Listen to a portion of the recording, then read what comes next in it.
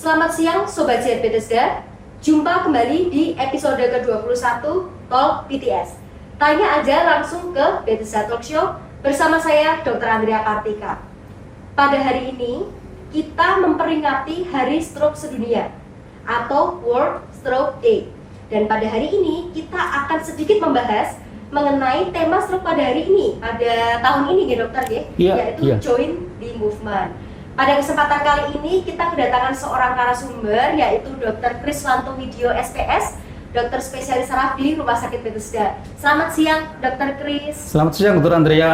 Selamat siang Sobat Sehat Bethesda. Baik dokter, bagaimana dokter kabarnya selama masa pandemi ini? Selalu sehat dok? Puji Tuhan, sehat selalu. Baik dokter, pada hari ini seperti tadi sudah saya terbuka ya dokter, jadi kita akan membahas mengenai tema Hari Stroke Sedunia pada 29 Oktober 2020 ini. Nah, gak usah lama-lama, yuk tanya aja langsung ke Dr. Kris. Baik Dr. Kris, kita masuk ke topik pembahasan pertama dokter. Sebetulnya apa sih dok fakta dari penyakit stroke itu sendiri dokter? Mungkin yang orang awam kan tahu tentang stroke itu yang biasanya perot seperti itu, tapi sebetulnya faktanya seperti apa dokter? Monggo bisa dijelaskan kepada Sobat Sehat Bethesda. Oke, Sobat Sehat Bethesda, stroke itu adalah penyakit yang ditakuti semua orang sampai saat ini. Jadi Dr. Andrea, teman-teman semuanya, jangan amit-amit, jangan sampai kena stroke. Faktanya gini, stroke itu terjadi secara mendadak, sangat mendadak. Di sana sini kita dengar kabar teman kita, famili kita, saudara kita, kemarin masih sehat, tahu-tahu sekarang terserang stroke, terbaring lemah di rumah sakit. Jadi stroke itu sangat mendadak. Fakta berikutnya, stroke itu menyerang siapa saja. Siapa saja bisa terserang stroke, baik itu tua maupun muda, pria maupun wanita, orang kaya, orang miskin, pejabat, orang berpangkat maupun orang biasa, semuanya bisa terserang stroke. Siapa saja, kapan saja, di mana saja. Fakta berikutnya, Dr. Andrea, Sobat Sehat semua, stroke itu merupakan kegawat daruratan medis. Jadi sudah gawat, darurat. Oleh karena itu, harus segera mendapatkan penanganan yang cepat, tepat, dan terpadu. Karena stroke penyebab kematian dan kecacatan yang paling utama. Jadi amit-amit jangan sampai kena stroke, Dr. Andrea, teman-teman semua. Ini kan sebagai langkah nyata kepedulian kita terhadap stroke yang tadi memang luas sekali ya dokter. Setiap tanggal 29 Oktober di dunia itu merayakan Hari Stroke Dunia. Jadi memperingati Hari Stroke Dunia dokter. Nah sebetulnya apa sih dok makna di balik Hari Stroke Dunia itu sendiri dokter, kok sampai diperingati oleh orang-orang dunia?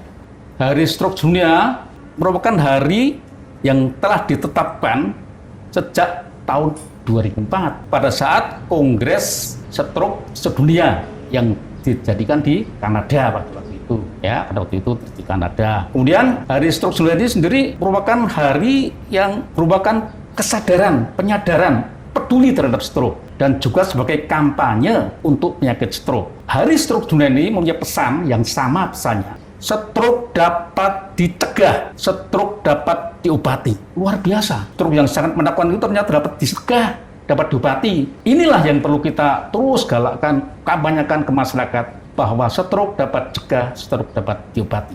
Itu maknanya Hari Stroke Sedunia. Nah, lalu untuk yang memprakarsai sebetulnya siapa dok? Sampai ada peringatan setiap 29 ini sebenarnya siapa yang memprakarsai?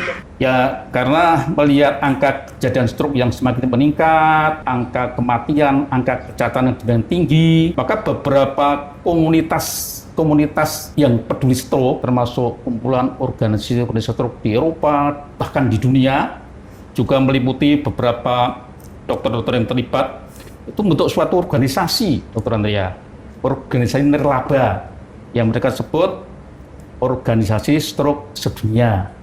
Nah, organisasi sedunia yang mencanangkan Hari Stroke Sedunia itu. Kalau misalnya diadakan Hari Stroke Sedunia, sebetulnya itu siapa sih dok yang untuk siapa sih memperingati itu? Apakah untuk tenaga kesehatan atau untuk para pasien yang sebelumnya sudah terkena stroke, dokter? Itu prinsipnya untuk semua orang, semua masyarakat, terutama orang-orang yang peduli stroke. Lebih fokus lagi ditujukan pada para tenaga kesehatan. Tadi kan salah satu pesannya stroke dapat dicegah, stroke dapat diobati. Jadi bagaimana upaya para tenaga kesehatan, para dokter ini berupaya semaksimal mungkin dengan serius supaya angka kecacatan, angka kematian stroke bisa diturunkan. Terus pada tenaga kesehatan diupayakan gimana mereka itu bisa berupaya memberikan edukasi kepada segenap masyarakat supaya tidak terkena stroke. Nah, berikutnya juga ditujukan pada pasien stroke dan keluarganya tentunya. Mereka biar lebih teredukasi dan disemangati bagaimana upaya mereka perawatan stroke yang sudah terjadi itu. Dan jangan sampai stroke itu kembali berulang kena lagi, kan ada stroke kedua, stroke ketiga, dan seterusnya. Jangan sampai. Dan tentunya kepada segenap masyarakat, pada kita semua, agar peduli terhadap stroke. Dokter, kan untuk tahun ini dokter, 29 Oktober 2020, temanya adalah Join the Movement. Jadi menggerakkan orang untuk bergerak aktif, seperti itu dokter. Nah, sebetulnya apakah tahun depan atau setiap tahun itu ada pergantian tema dokter? Ya gini Dokter Andrea dan Sobat Sehat semua, bahwa ternyata tema Hari Stroke Sedunia itu terus berganti dan tinjau ulang. Biasanya setiap 2 tahun sekali ditinjau ulang, temanya itu berganti. Temanya berupa kalimat yang fokus untuk menyemangati dan menggerakkan, diambilkan dari isu terkini upaya pencegahan dan pengobatan stroke. Banyak loh dulu itu beberapa tema-tema itu pernah ya, ada tema yang apa yang dapat kita lakukan. Ada tema 1 dari 6 orang akan terkena stroke. Dan tahun 2020 ini temanya tadi yang seperti Dr. Andrea katakan, Sobat Sehat, yaitu apa?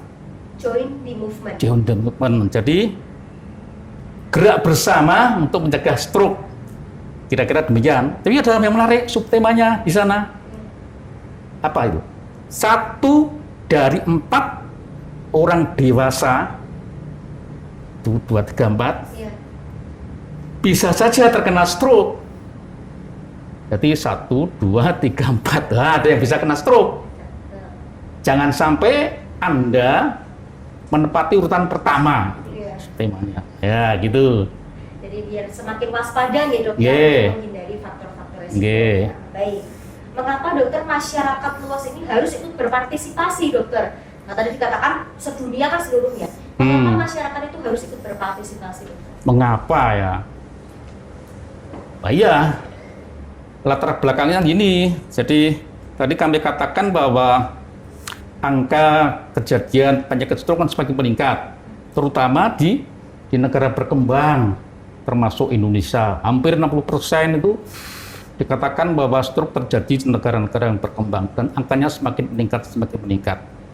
Oleh karena itu, segenap masyarakat diajak untuk berpartisipasi, berupaya mencegah stroke sedini mungkin, mengobati stroke yang telah terjadi. Nah, itu seperti yang ditemakan pada tahun 2020 ini, bahwa gerak bersama. Sebenarnya di masa pandemi COVID-19 di tahun 2020 ini, tadi organisasi Stroke Sedunia mencanangkan tema gerak bersama tadi. Gerakan itu sederhana sekali, itu bisa mencegah stroke. Harus dilakukan serentak dan berulang-ulang. Ada 4 gerakan, seperti tarian, seperti bentuk dansa begitu. Merganya gimana saya? Mungkin nanti Sobat Sehat Bethesda bisa lihat di gambar ini ya. Iya. Itu yang gerak tarian yang dicanangkan oleh organisasi sedunia. Tapi sebelumnya Sobat Sehat Bethesda bisa saja membuat sendiri gerakan secara mandiri. Tidak harus plak seperti itu. Itu kan untuk pasien-pasien yang sudah terkena stroke. Tapi Sobat Sehat Bethesda bisa apalah, gerakan tarian yang Bapak Ibu senangi, yang gerakan yang lucu, gerakan yang keren, gerakan yang menyenangkan begitu. Yang penting ada 4 gerakan menurut organisasi itu yang dipadukan, digerakkan bersama menjadi satu. Bisa gerakan tangan, gerakan kepala, leher, gerakan punggung, mungkin gerakan kaki. Itu dilakukan serentak bersama-sama, diulang-ulang. Jangan hanya kita sendiri, tapi diajak teman-temannya, sekitarnya. Di masa pandemi ini jangan pasif, jangan inaktif, fisik digerakkan. Jadi intinya, prinsipnya mengajak budaya gerak aktif pada segenap masyarakat. Itu tema tahun ini, Dr. Andrea dan teman-teman semua. Iya. Lalu dokter, kan tadi kan dikatakan stroke itu bisa dicegah. Bagaimana cara untuk mencegahnya dokter? Mungkin secara sederhana supaya masyarakat awam atau sobat diabetes ini tahu, oh aku tuh harus seperti ini dan seperti ini. Saya katakan bahwa secara faktual bahkan telah ditetapkan oleh organisasi stroke dunia bahwa pesannya itu stroke dapat cegah, stroke dapat diobati. Mantap ya? Ya. Stroke dapat dicegah. Justru itu peran kita ajak saudara kita, kerabat kita, teman kita untuk melakukan bersama-sama. Dengan apa? Dengan mengenali secara dini faktor risiko kita, faktor risiko dan mengendalikannya. Mengenal faktor risiko dan mengendalikannya. Apa itu faktor risiko? Dulu ketika BTS beberapa episode yang lalu ya pernah dijelaskan Dr. Johan kalau tidak salah ya. Faktor risiko stroke adalah faktor-faktor yang mempermudah seseorang kena stroke. Kuncinya, makin banyak faktor risiko, makin mudah kita kena stroke. Upaya kita mengurangi faktor risiko itu sehingga kita diminimalkan untuk terjadinya serangan stroke.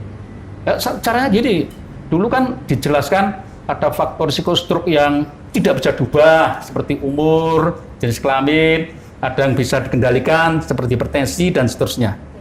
Saya ajak sobat diabetes untuk buat semacam daftar list gitu, Dr. Andrea. Buat kertas gitu, diisi, ditulis, misalnya Dr. Triswanto gitu ya. Pertama, berapa usia saya sekarang ini? Tulis di situ, 60 tahun misalnya. 60 tahun, stroke bisa menyerang siapa saja, tua maupun muda. Tapi kalau di atas 45 tahun lebih mudah kena stroke. Nah ini udah 60 tahun berarti positif, centang gitu terus. Kedua, jenis kelamin. Laki-laki. Stroke menyerang pria dan wanita, tapi pada angka epidemiologinya, laki-laki mudah kena stroke. Karena kata laki-laki, centang lagi, positif lagi ya. Terus yang ketiga, apakah Anda anggota keluarga yang terkena stroke? Orang tuanya, kakeknya, saudaranya. Karena ada faktor genetik. Misalnya ada, berarti centang lagi sudah tiga angka faktor risikonya. Catat lagi di bawahnya. Berapa tekanan darah saya hari ini? Atau seminggu yang lalu? Berapa tekanan darahnya? Sampean? Saya? Saya 100 dokter. Nah, bawahnya? Bawahnya 80. Artinya masih baik ya. Kalau tekan darah, saya 200, 100. Itu berarti hipertensi. Hipertensi salah satu faktor risiko stroke. Centang lagi, positif lagi, gitu ya. Harus dikendalikan tensi ini dengan kontrol, dengan obat, dengan diet, dengan olahraga dan seterusnya. Bawahnya lagi, faktor risikonya apa? Berapa kadar gula darah puasa saya saat ini atau sebulan yang lalu gitu ya. Misalnya berapa kadar gula darah ya? Gula darah puasa 90. Normal ya. Ada yang kadar gula darah saya ya udah normal, berarti negatif gitu ya. Terus berapa kadar trigliseridnya, berapa kadar kolesterolnya, itu semua dalam ya 1 bulan lah kira-kira demikian. Berikutnya yang paling penting lagi, faktor risiko yang bisa dikendalikan adalah obesitas sentral yang ditandai dengan lingkar perut. Berapa lingkar perut saudara gitu ya? Oh, kalau laki-laki lebih 90 cm itu berarti faktor risiko juga. Saya iya ini. Terus yang faktor risiko yang sangat mudah diubah apa? Apakah Bapak Ibu masih merokok? Tidak. Apakah minum alkohol? Centang tidak. Lah terus itu jumlah berapa yang positif tadi? Ya, itu dikendalikan. Kenali dan dikendalikan. Mengenal faktor risiko dan dikendalikan. Itu upaya pencegahan stroke yang utama. Itu Andrea. Jadi ternyata sobat Bethesda sederhana sekali ya dok ya. Asalkan kita itu mau, itu pasti kita bisa. Iya. Jadi karena masih bisa dicegah, jangan sampai satu di antara 4 itu satunya adalah kita. Jangan sampai. Iya, Ya. amit-amit lah. Iya, kita harus ada tindakan-tindakan Iya, pencegahan. iya.